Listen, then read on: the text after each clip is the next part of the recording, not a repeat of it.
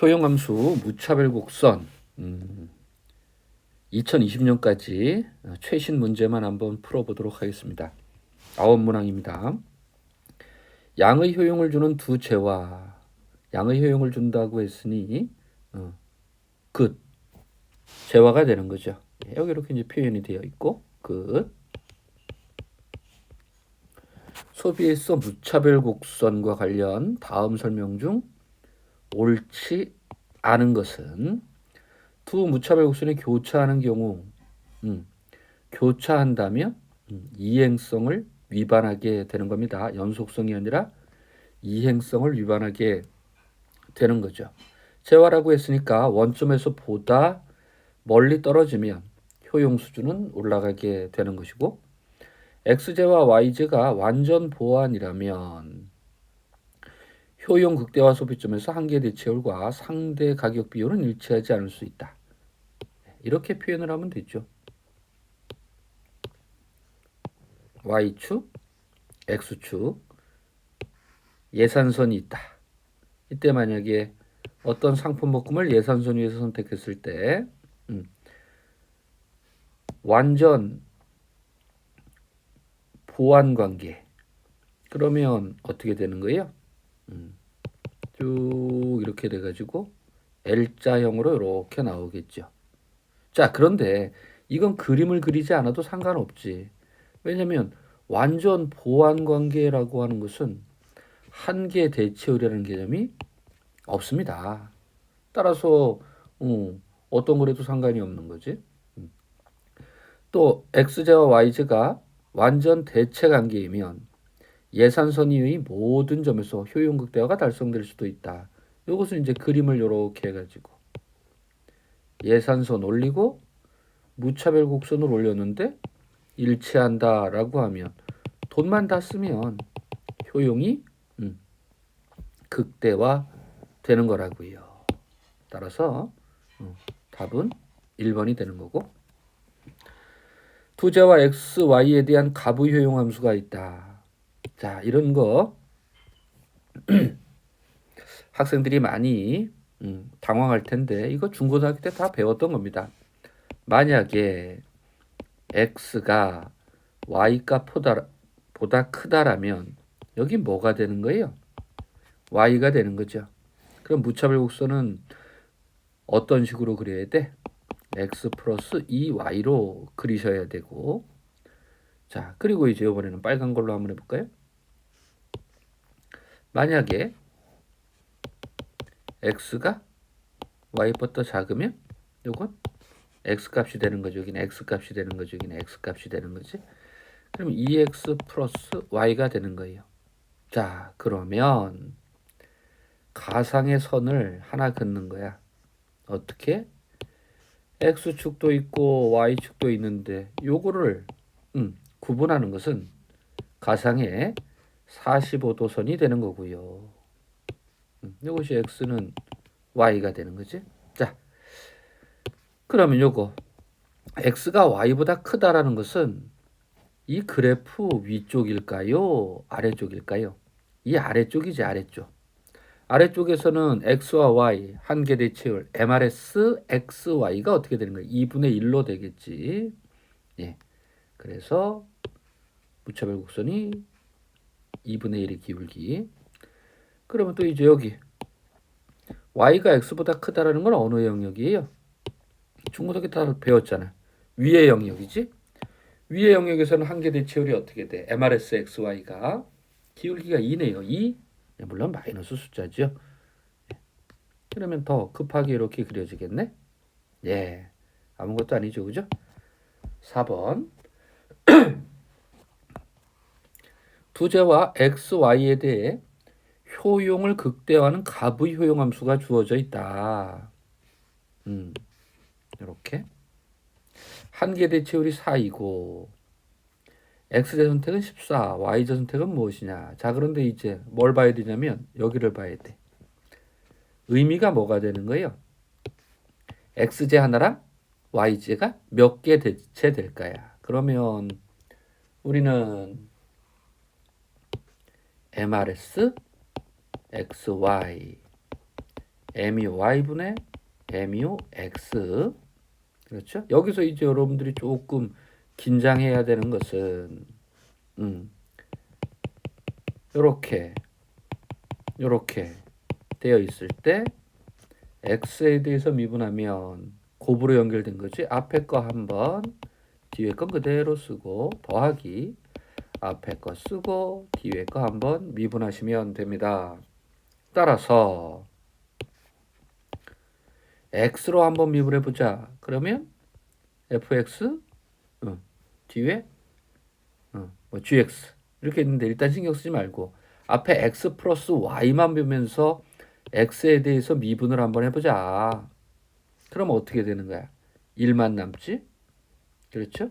그리고 뒤에 거 그냥 그대로 한번 써주세요. 그리고 더하기.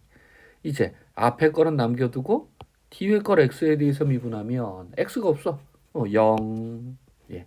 익숙한 분들은 뭐 이렇게는 안 하겠죠? 그러나 지금 처음 하시는 분들이니까 제가 해드리는 겁니다. 자, 그럼 또 앞에도 한번 있고 뒤에도 한번 있고 y로 한번 미분해보자. 앞에 거 미분해보자. 0. 사실 뒤에 건 쓸 필요가 없지만 이렇게 한번 써보는 거야. 연습이니까. 네. 그리고 앞에 거 써주고 뒤에 걸 y에 대해서 미분하면 1. 그렇죠? 예. 그러면 정리 한번 해보면 뭐가 되는 거예요? 그냥 x 플러스 2분의 y 플러스 1이 되는구나. 그리고 한계 대체율은 4라고 했고 XJ 선택은 14개라고 했다. 네.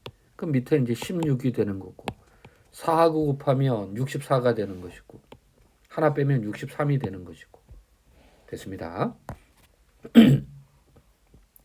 어떤 소비자의 선호 관계가 효용함수로 주어져 있다. 자, 우리 서수적 효용함수에서는 단조 변환을 시켜도 된다고 했었죠. 네, 요거 한번 볼까요? 여기 x 플러스 y가 그대로 있고 100을 곱하고 200을 더했어요. 오케이. 이건 오케이. 자, 근데 이거는 다른 체계죠, 그죠? 다른 체계야. 예. 그리고 이 라를 한번 볼까? 이건 일단 어떻게 했어요? x, y에다가 루트를 씌우고 3을 곱하고 빼기 100을 해도 순서는 안 바뀌겠죠? 네. 가하고 라가 되는 겁니다. 요거는 어떻게 돼요? 만약에 요거 이거를 변형시켜 가지고 이렇게 만들 수 있나? 없죠? 그렇죠? 네, 다른 형태가 되는 겁니다. 따라서 가와 라 단조 증가 변환 두제와 x, y를 소비하는 어떤 소비자의 선호 관계가 완비성, 이행성, 연속성. 합리적인 선호 체계구나. 효용함수로 나타낼 수 있다. 소비점 XY가 아니라 X와 Y로 이루어진 상품 묶음. 이게 더 우리들한테 익숙하죠. A와 B와 같이 나타낼 때 다음 중 가장 적절한 것은 자, 어떤 효용이 0이라고 주어져 있다고 해서 기수적 효용처럼 기쁨이 없어요 라고 하는 것이 아니라 0의 기쁨을 준다 이렇게 생각하는 겁니다. 또 마이너스 3 음수라고 해서 뭐 기수적이든 서수적이든 기분이 나쁜 게 아니에요. 그렇죠? 여기 지금 재화라고 나와 있습니다. 많으면 많을수록 나에게 득을 주는 거야. 또 A 상품 묶음에는 3, B 상품 묶음에는 6을 줬다. 숫자는 2배지. 하지만 서수적 효용에서는 반드시 2배라고 얘기를 할 수가 없는 거죠. 단조 증가 변환. 방금 전에도 이제 문제를 풀었고. 자, 근데 XJ 한계 효용이 0이면 그렇죠? A라는 상품 묶음에서 XJ 한계 효용이 0이면 A에서 XJ만 한 단위 더 소비할 때 이 소비자의 만족도는 증가하지 않는다. 한계 효용이 0이라는 것은 효용 그 자체가 유지된다는 얘기죠. 그래서 우리가 수업 시간에 이런 걸 한번 살펴봤어요. 만약에 어떤 그냥 재화 X라고만 한번 해보자. 이렇게 총효용이 직선으로 주어지는 것은 총효용을 뜻하는 거예요. 높이는 총효용이 되는 거야. 총효용. 뭐 TU라고 표현해서도 되고요. 그럼 한계효용은 어떻게 된다? x제화를 하나하나 선택할 때 한계효용은 수평선으로 나타나게 된다. 이렇게. 여기 기울기에 해당하는 것이 이 높이가 되는 거죠. 따라서 여기 높이, 이것은 여기 제화까지의 면적이 되는 거고요. 그런데 한계효용이 체감한다. 이렇게 총효용은 증가하지만 제화하지만, 그럼 한계효용은 뭐 어떻게 그려지는 거야? 이런 식으로 그려질 수가 있겠지. 여기까지의 총효용은 이 면적과 같다. 이렇게. 그럼 한계효용이 체증하는 경우는 어떻게 되는 거예요? 한계효용이 체증하는 경우는. 한계효용이 체증하는 경우. 이런 식으로 그려질 수가 있고, 네. 기울기가 점점 커지죠. 그죠? 이렇게 식으로. 네. 물론 뭐 이렇게 그려도 상관없습니다. 우상향하게만 그려지면 되는 거죠. 여튼 우리는 4번이라는 걸 알 수가 있다. 소비자 A는 X제와 Y제만을 소비하고 X제 5단위와 Y제 7단위를 소비하여 효용을 얻는다. 그리고 또 X제 9단위와 Y제 5단위를 소비하여 얻는 효용이 같다. 그러면 머릿속에 일단 어떻게 되는 거예요? 효용이 같다? 그러면 5, 7이라는 상품 묶음하고 9, 5라는 상품 묶음은 어떻게 돼? 만약에 5, 7은 여기에 있고 9, 5는 여기에 있으면 이 A라는 점하고 A라고 하지 말고 여기 소비자 A니까 이렇게 1번 상품 묶음이라고 할게요. 1번 상품 묶음과 2번 상품 묶음은 어디에 있는 거야? 하나의 무차별 곡선 위에 있게 되는 거라고요. 그렇죠? 그런데 완비성, 이행성, 연속성, 합리적인 선호책이구나. 강단조성, 볼록성, 이러면 무차별 곡선이 원점에 대해서 볼록하다라는 얘기예요. 그렇지? 그런데 문제가 뭐야? 6단위와 8단위. 여기를 한번 볼까요? 여기가 5, 7이었단 말이야. 6단위와 8단위는 이 바깥쪽으로 되어 있어요. 다 이렇게. 선을 긋게 되면. 그렇죠? 따라서 이거를 생각할 필요도 없다는 얘기지. 맞죠? 네. 1번보다 더 X제도 많고 Y제도 많으니까 당연히 선호되는 거고, 더 약선호되는 것이고, 효용수는 더 높을 수밖에 없습니다. 두제와 X제와 Y제를 소비하는 어떤 소비자의 효용함수가 주어져 있어요. 자, 우리 수업 시간에 했었죠? 여기 Y제의 한계효용은 1로 불변이야. 따라서 한계 대체율은 MUY분의 MUX인데 MUY는 항상 1이고 MUX로만 XJ의 한계 효용으로만 한계 대체율이 측정된다고 했습니다. 그래서 예를 들어서 이런 거 보면 보세요. 무차별 곡선이 녹색으로 할까? 이렇게 그려진단 말이야. 그럼 요거를 카피를 떠가지고 위로 평행하게 이동하는 거랑 똑같은 거잖아요. 그렇죠? 예. 그때 어떻게 한다고? XJ 수량에 따라서만 한계 대체율이 측정되는 것이고 동일하게 YJ하고는 상관이 없습니다. 자, 그럼 이제 정리 한번 해볼까요? YJ 한계 유형은 Y와 상관없이 일정하다. 예, YJ 한계 유형은 여기 1이라고 했죠. 그죠? 네, 가는 옳은 표현입니다. 한계 대체율이 X제 수량에 의해서만 결정된다. 예, 이것도 맞는 이야기가 되는 거고요. XJ 한계 유형이 체감하면 아까 1분의 MUX였으니까 Y제로 표시한 XJ 한계 대체율은 당연히 체감하겠죠. 네, 이건 제가 빨간 걸로 했습니다. 강조하기 위해서. UXY는 fx의 형태와 무관하게 동조적인 효용 함수이다.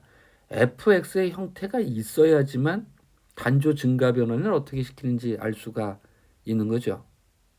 그렇죠? 예. 그래서 라는 우리가 받아들이지 못한다. 받아들이지 못한다. 네. 따라서 답은 가나다가 된 거죠. 무차별 곡선에 관한 설명으로 옳지 않은 것은 동일한 효용순을 제공하는 상품 묶음들의 궤적이다. 이건 맞는 표현이고, 기울기는 한계 대체율이며 주관적으로 교환되는 비율이다. 완전 대체제 관계인 두 재화에 대한 무차별 곡선은 어떻게 된다고요? 우하향하는 직선이라고 했고요. 모서리를 제외하면 무차별 곡선과 예산선이 접하는 점이 소비자의 최적점이다. 자, 근데 왜 제가 이러냐면 요거 조금 문제가 있죠? 제가 항상 말씀드렸잖아요. 무차별 곡선이 원점에 대해서 볼록한지 무차별 곡선이 원점에 오목한지에 따라서 다른 거라고요. 그렇지? 네. 그래서 우리가 수업 시간에도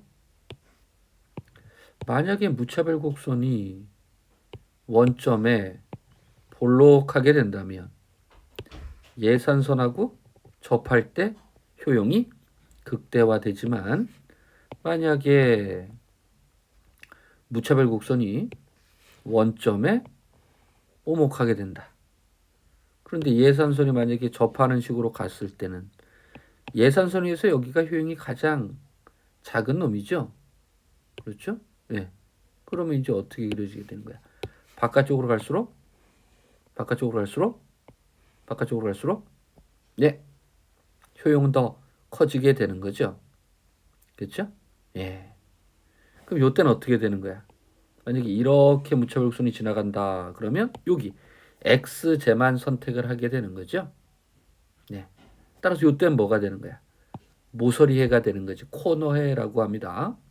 그렇다면 이 얘기는 맞다라고 해도 되는 거지. 맞죠? 네. 그런데 만약에 무차별 곡선이 직선의 형태라면 어떻게 되는 거예요? 여기서 이렇게 예산선과 같다 이러면 이것도 접한다라고 표현을 해야 되나? 맞죠? 그래서 5번은 일단 여러 가지로 생각해 볼 여지가 있고, 무차별 곡선의 원점에 대해 오목하면 한계 대체율은 방금 전에 계속 그렸던 거죠. 무차별 곡선의 원점에 대해서 오목하게 되면 한계 대체율은 점점 커진다고 했죠. 체증이라고 했습니다. 체증. 네, 여기가 틀렸다. 자, 마지막 문제 한번 볼까요? 두 재화라고 했습니다. 재화를 소비함으로써 효용 극대화라는 소비자가 있고, 그의 선호는 여기 x 플러스 y에다가 2를 곱했고 더하기 100으로 했으니 x 플러스 y, 아하, 완전 대체구나. 우하향하는 직선의 무차별 곡선이구나. 예, 그것만 생각하면 되는 거예요. 단조 증가 변화는 무차별 곡선을 변화시키지 않고 무차별 곡선에 부여되는 숫자만 변화한다고 했습니다. 따라서 우리는 뭐만 보면 되는 거야? x 플러스 y만 보면 되는 거지. 아, 완전 대체제구나. x제 하나랑 y제 하나랑 완전히 대체가 되는구나. 자, 9문제 다 풀어보았습니다. 수고하셨습니다.